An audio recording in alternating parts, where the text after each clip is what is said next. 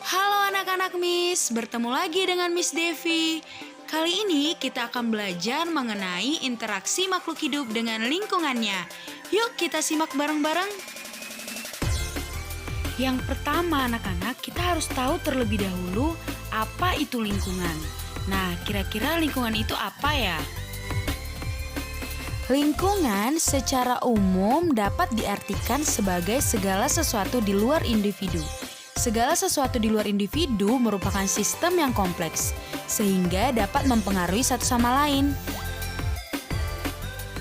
Lingkungan terdiri dari dua komponen, yakni komponen biotik yang terdiri atas makhluk hidup seperti manusia, hewan, tumbuhan, dan jasad teknik, dan yang kedua komponen abiotik yang terdiri atas benda-benda tak hidup diantaranya air, tanah, udara, dan cahaya.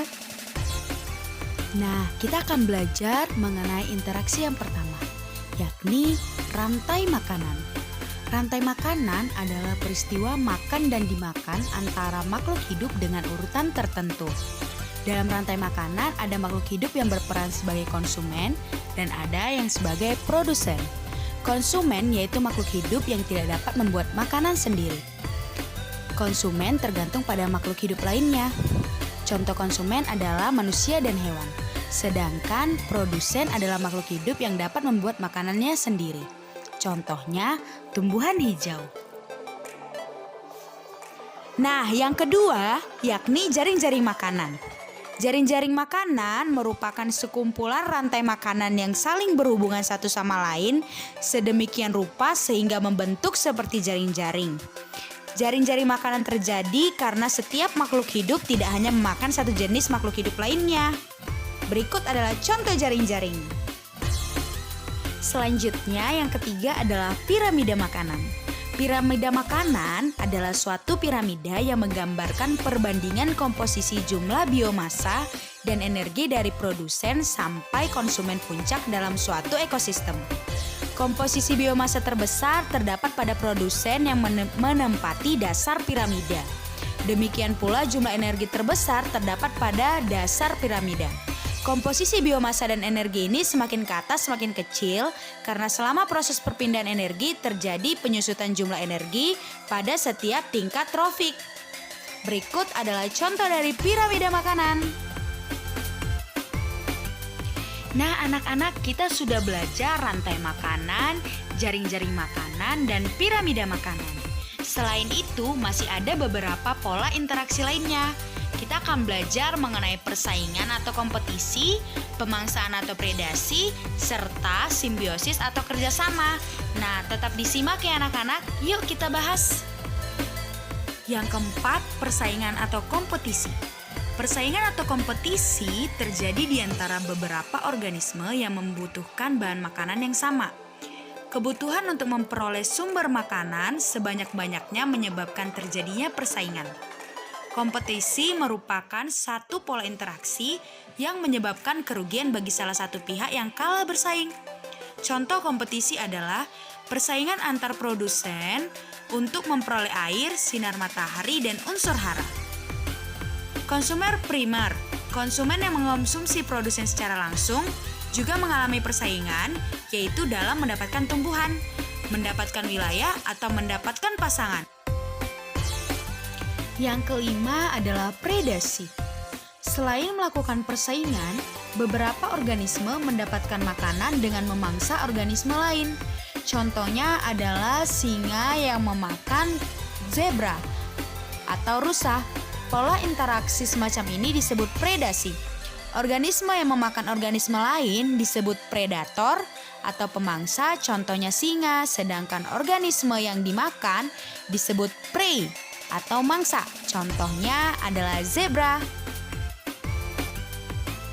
Yang keenam adalah simbiosis. Beberapa makhluk hidup dapat hidup berdampingan tanpa melakukan kompetisi atau predasi.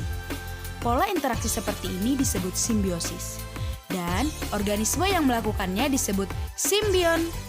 Simbiosis adalah interaksi antara dua makhluk hidup yang berbeda jenis dalam suatu lingkungan. Simbiosis antara dua jenis makhluk hidup dibedakan menjadi 3. Kita bahas satu persatu ya. Yang pertama adalah simbiosis mutualisme. Simbiosis mutualisme adalah interaksi antara dua jenis makhluk hidup berbeda yang saling menguntungkan.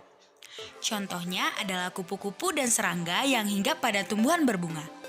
Kupu-kupu dan serangga menghisap madu dari bunga, sedangkan tumbuhan berbunga dibantu proses penyerbukannya oleh serangga yang hinggap pada bunga itu.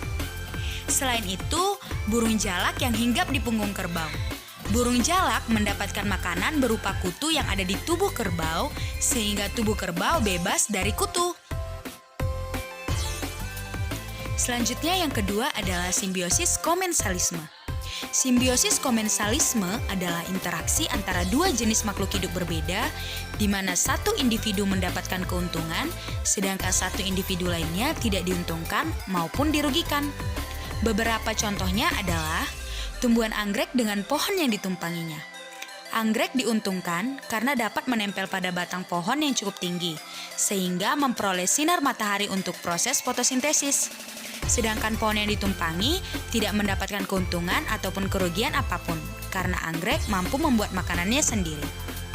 Yang kedua, ikan remora yang mengikuti hiu. Ikan remora akan memakan sisa makanan yang menempel pada tubuh hiu. Simbiosis parasitisme. Simbiosis parasitisme adalah interaksi antara dua jenis makhluk hidup berbeda, di mana satu individu diuntungkan yang disebut parasit, sedangkan satu individu lainnya dirugikan atau dikenal dengan inang atau host. Contohnya adalah tumbuhan benalu sebagai parasit pada pohon mangga sebagai inang. Benalu mendapatkan tempat hidup sekaligus mengambil air dari pohon mangga. Sedangkan pohon mangga sebagai tumbuhan inang akan terhambat pertumbuhannya, bahkan lama-kelamaan akan mati karena kekurangan air. Sekian pembelajaran kita, jangan lupa diulang dan diingat ya. Bye-bye.